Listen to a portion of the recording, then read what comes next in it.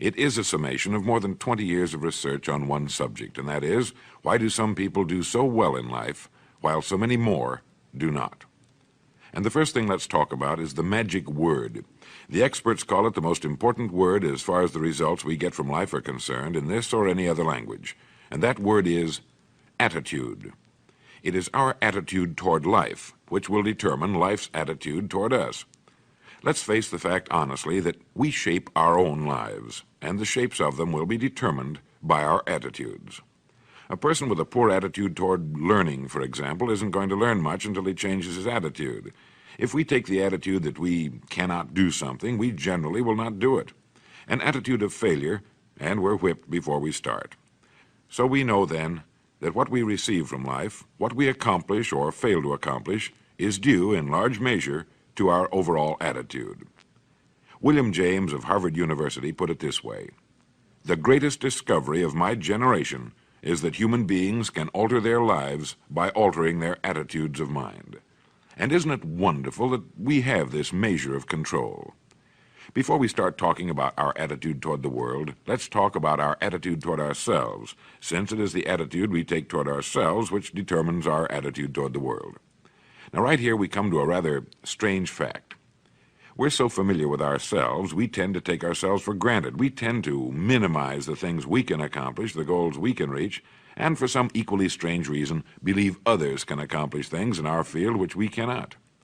There are literally millions of human beings living narrow, darkened, frustrated lives, living defensively, simply because they take a defensive, doubtful attitude toward themselves, and as a result, toward life in general.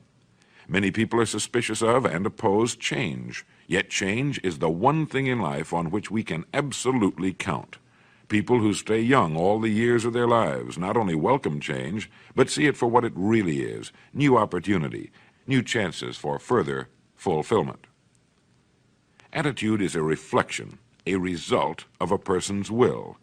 It is incalculably powerful. It can bring about marvelous results for us, but we need to train it patiently, day by day. Now let's talk about the attitudes of people who are successful. The top 5% of the people who go sailing through life from one success to another, and who, even when they fail at something, shrug it off and head right out again. No matter who the person is or what he does, men and women in sales, business executives, people in all the professions, wives and mothers, students, top people in the armed forces, public servants, men and women in the service of religion, working men and women in all fields of endeavor, wherever you find a person doing an outstanding job and getting outstanding results, you will find a person with the right kind of attitude. These people take the attitude toward themselves that they can accomplish what they set out to accomplish, that there's no good reason on earth why they can't be competent, successful. They have a healthy attitude toward themselves and, as a result, toward life and the things they want to accomplish. And because of this, they achieve some remarkable things, and they come to be called successful, outstanding, brilliant, lucky, and a lot of other things. They're quite frequently no more brilliant or outstanding than the majority of the people by whom they're surrounded. But they did develop the right attitude, and they found their accomplishments not too difficult, and many times surprisingly easy, simply because it seems that so few are really trying, really believe in themselves. Successful people come in all shapes and sizes and in widely varying degrees of intelligence, background, and so on. But they all have one thing in common. They expect more good out of life than bad. They expect to succeed more than they fail. If you want something worthwhile, take the attitude that there are a lot more reasons why you can have it than there are that you cannot, and set out to earn it. Go after it, work at it, ask for it, and 9 times out of 10, you'll get it. Our environment is really a mirror of our mental attitude. If we don't like our environment, we have to change our attitude first. Now, the world plays no favorites. It's impersonal. It doesn't care whether we change or not. Adopting a good, healthy attitude toward life doesn't affect the world and the people in it nearly as much as it affects us. It would be impossible to even estimate the number of jobs which have been lost, the number of promotions missed, the number of sales not made, the number of marriages ruined by poor attitudes. But you can number in the millions the jobs which are held but hated, the marriages which are tolerated but unhappy, all because of people who are waiting for the world and others to change toward them, instead of being big enough and wise enough to at least make a test which will prove beyond any shadow of a doubt where most or at least a big part of the trouble lies. Studies made of the lives of literally thousands of successful people have shown that they radiate confidence, assurance, they expect success, and they get success. You can spot these people by the way they walk, by the way they look and act. You can feel it about them when they enter a room. They may be short and fat, or tall and thin, or any combination in between, but they have about them the attitude of success.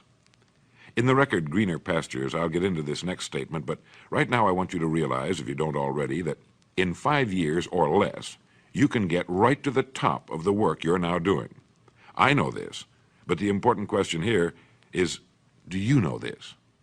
The minute you do know it, you'll have this right attitude I'm talking about. The easiest and most effective means of forming a good attitude habit is to begin to act as though you have a good, positive, expectant attitude toward life. That's right. Begin right now to walk, act, and look as though you belong to this group. If you're already in the top 5%, you'll know what I mean. If you've never tried it, you'll be amazed at what happens. Actions trigger feelings, just as feelings trigger actions. Now, let me tell you of a little test you can make which will prove beyond any shadow of a doubt that a good attitude can change a person's life as dramatically as walking from a darkened room into the bright, clear light of day. Not long ago, I read a line which went, "Life is dull only to dull people." This is true, but it also could have read, "Life is interesting only to interesting people," or "Life is successful only to successful people." Now, what I'm trying to say is that you must first become